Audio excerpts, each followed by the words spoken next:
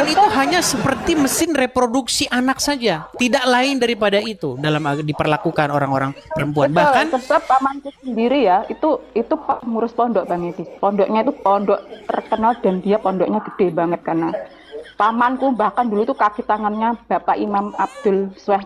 Selanjutnya aku nggak mau ya, nyebutin di sini oke, secara saya lanjutin ya. Gini, menurut Muhammad, mayoritas perempuan itu menjadi penghuni neraka. Terus segala sesuatu ini, bahkan ada seorang, kalau siapa Ana tahu, ada seorang pendebat Islam itu namanya Rifa. Dia itu sampai, dia itu udah hampir murtad itu gara-gara seperti Anda persis. Dia ngalamin seperti Anda ini. Dia mengatakan, kenapa orang Islam memperlakukan wanita jadi kambing hitam katanya. Itu pernah Rifa sampai seperti itu, sampai dikatakan kamu harus syahadat lagi. Tapi ya dia akhirnya masih tetap Islam. Sampai sekarang dia masih Islam. Dia bilang begini, negara hancur karena ulama, ulama hancur karena wanita. Wanita yang disalahin lagi. Apa-apa karena wanita. Nanti terseret karena wanita. Rambut wanita kalau terlihat satu masuk neraka 70 tahun. Iya. soalnya pamanku sendiri Bang. Kalau ada rambut wanita jatuh kelihatan dilihat oleh orang lain, maka satu rambut itu 70 tahun Anda di neraka. Jadi setelah saya selidik punya selidik, sebenarnya ini bukan agama Islam sebenarnya, aslinya. Sebenarnya ini adalah bagaimana orang-orang di sana yang tukang makan kambing itu berhawa nafsu besar. Nah, mereka sangat hawa nafsunya tinggi.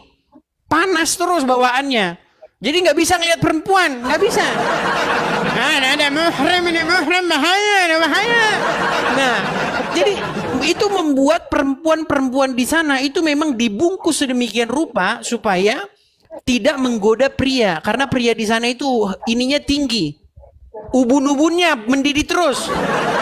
Nah, sehingga kalau kita baca Al-Quran itu ada larangan istri-istri Muhammad tuh nggak boleh keluar rumah, istri Muhammad. Nah, sehingga itu dikembangkan tuh.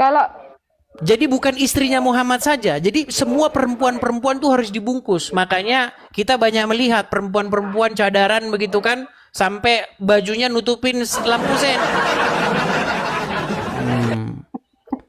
Itulah yang diperlakukan oleh orang Islam terhadap perempuan.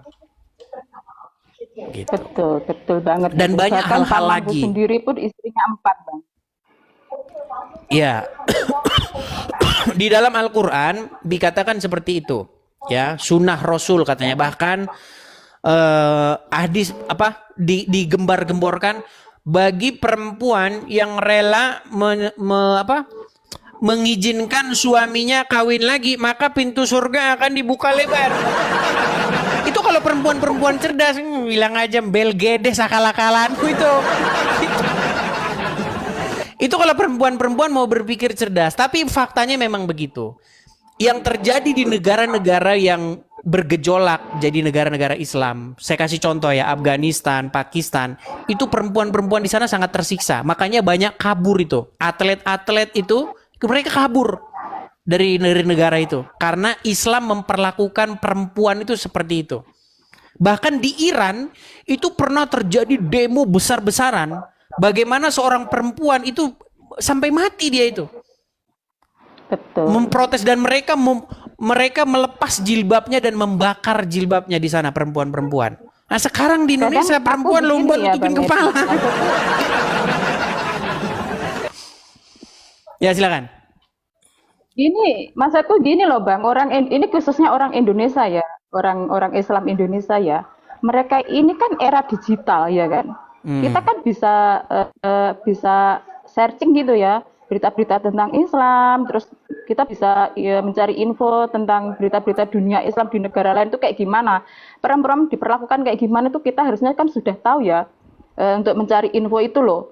Masa ya orang Islam di Indonesia sendiri kok kok nggak mau belajar dari situ, kok nggak mau apa ya, kok nggak mau lihat-lihat infonya atau gimana. Banyak orang perempuan tersiksa kayak di Taliban itu kan harusnya kita bisa ini loh, bisa berpikir waras gitu loh. Kenapa kok Betul. banyak perempuan nggak waras gitu? Itu yang bikin saya heran. Kalau saya dulu ya, meskipun saya Islam, saya itu jarang loh bang. Sholat jarang, terus saya ngaji juga jarang. Kalau diterobosin sama pengurus itu saya disuruh ngaji. Nggak mau, aku nanti ngantuk. Saya tuh selalu melawan dari dulu itu sama keluarga saya. Keluarga saya itu pesantren, semuanya tuh pakai jilbabnya itu rapet-rapet gitu ya. Kalau saya tuh orangnya memang pembangkang dari dulu. Makanya saya keluar, nggak mau, saya nggak tahan memang sama mereka itu. Udah dari dulu saya tuh nggak suka gitu loh. Iya, jadi